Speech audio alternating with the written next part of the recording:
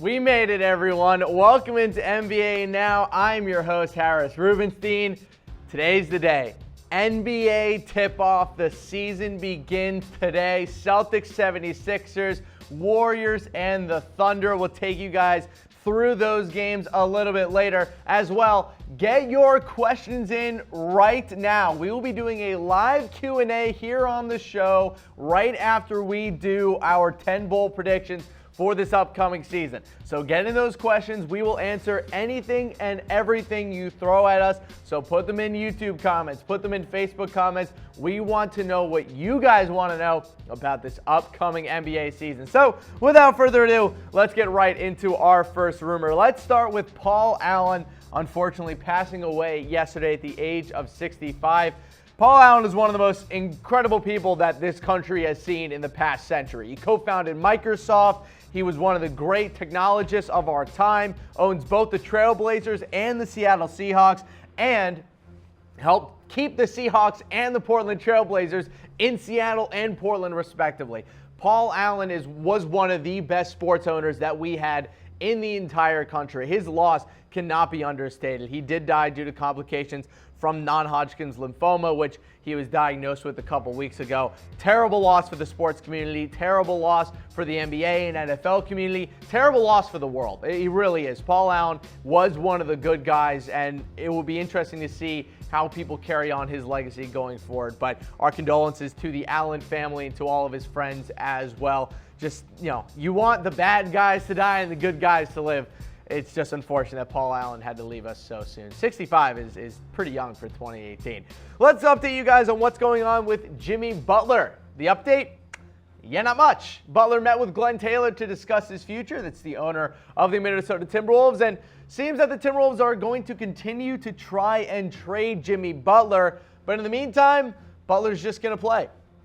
That's it. That's the only update we have for you guys right now. Nothing new on the trade front in terms of it going to specific teams. Nothing in terms of, are there any trades currently in the works? Nothing of the sort. The only thing that is going to Jimmy Butler is that he will, in fact, play this season for the Minnesota Timberwolves until, obviously, he inevitably does get traded. But I want to know from you guys, what team will trade for Jimmy Butler? Will it be the Heat? Maybe he'll somehow find his way back to the Bulls. That would be wild. Maybe he'll end up on the Clippers, maybe the Nets or the Knicks. Let me know in the comment section below where you guys think Jimmy Butler is going to end up. Personally, I still think it's going to be Miami Heat, but for now, no clue where he's going to end up. Could literally be anywhere at this point.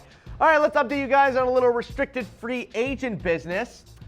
Kristaps Porzingis, Terry Rozier, Bobby Portis did not come to terms on a new extension. They did not get a deal done before the deadline. So that means that they're going to be restricted free agents at the end of the year. But Miles Turner and Larry Nance both signed their extensions to join Karl Anthony Towns and Devin Booker. So basically, Kristaps Porzingis, Terry Rozier, and Bobby Portis are going to be restricted free agents at the end of this season. That's going to make for one hell of a bidding war coming up this summer. Kristaps Porzingis could maybe get some massive offer sheet from another team. Now, the Knicks can offer him more money than anyone else can, but we've seen it in the past. Teams like getting under the skin of first-round picks and trying to kind of backload or front-load these poison pill contracts on these teams. We know the Nets did it with Otto Porter with the Wizards. Maybe a team will try to do it with Kristaps Porzingis and drive up Porzingis' price even more. Remember, we're not even going to see Kristaps until December,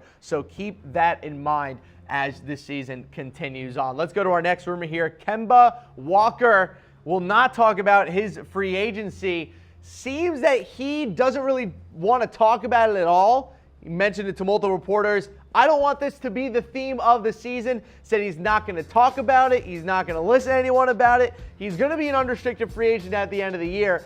I think Kemba's mostly upset. I think he's mostly upset about not getting a contract already from the Charlotte Hornets. It is remarkable to me that they have not gotten this guy under contract for the next 5, 6, 7 years. I know you can only get up to 5, but it is stunning to me that they haven't given Kemba Walker the ultimate max deal that they possibly can.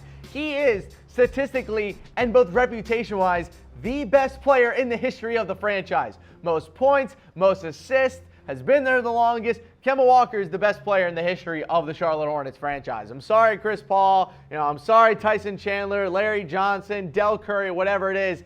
It's Kemba Walker, and they have not treated him as such. So they better get him under contract before it is too late. But it's not too late for you guys to head to BetDSI. Go to chatsports.com/bet. Use that promo code LIVE120 for a 120% deposit bonus.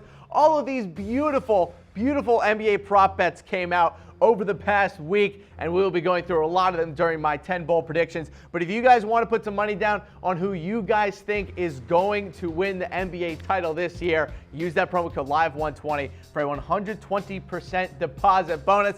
Let's go to our next rumor here. The Suns signed Jamal Crawford. It seems that James Jones is already making some moves, hiring a couple of his old friends. The Suns want to get more veterans on this team, especially with how young their current squad already is. Now, Crawford not being signed was very strange. I wasn't sure why Jamal Crawford wasn't on a team already. It was very odd to me. But overall, it's good to see the Suns actually making some moves. They need to get more veterans on this team. I don't agree with them dropping Shaquille Harrison in order to actually, make room for Jamal Crawford. But in general, this is a very good move for the Suns. He's going to do wonders for some of the younger players on that team. Remember, people, get those questions in. We're doing a live Q&A today. So if you have a question about the NBA for this upcoming season, comment on YouTube, comment on Facebook. We want to hear from you guys. We will bring up all of your questions throughout the show. All right, let's go to our last rumor here. Markelle Fultz is going to start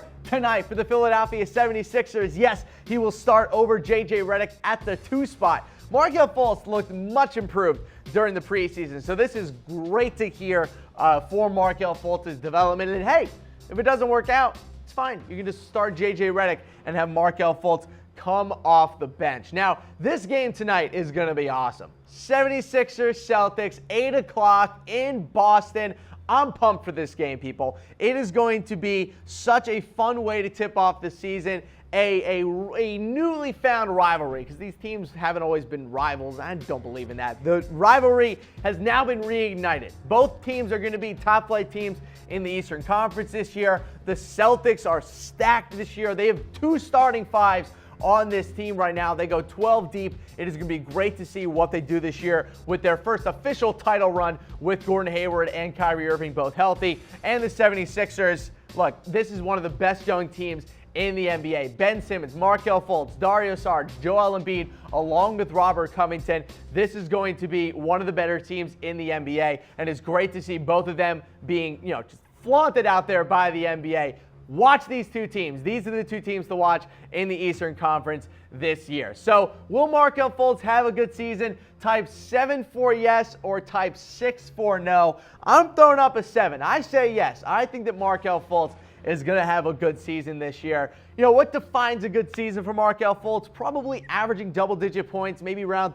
12, 13, or 14, a couple assists and a couple rebounds. I don't think he's going to be averaging 20 points per game this year or really anytime soon, but as long as Markelle Fultz can stay in the starting lineup and really impact this 76ers team and their rotation, he's going to be a big-time player for them going down the stretch.